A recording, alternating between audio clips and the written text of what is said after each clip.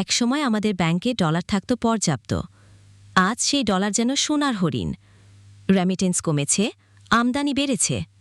বাংলাদেশে চলছে এক নীরব অর্থনৈতিক যুদ্ধ। সবকিছু শুরু হয় করোনার ধাক্কা দিয়ে।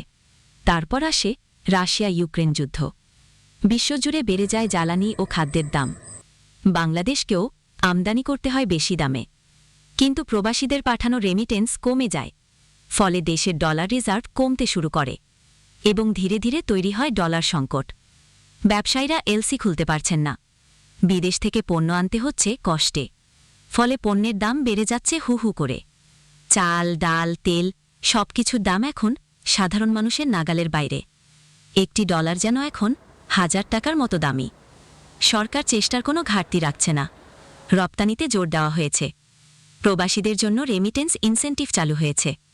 আইএমএফ থেকে নেওয়া হয়েছে বৈদেশিক ঋণ। কিন্তু সংকট কাটাতে সময় লাগবে। বিশেষজ্ঞরা বলছেন, যদি আমরা রপ্তানি বাড়াতে পারি আর প্রবাসীদের আস্থা ফিরিয়ে আনতে পারি, তাহলে এই সংকট মোকাবেলা করা সম্ভব।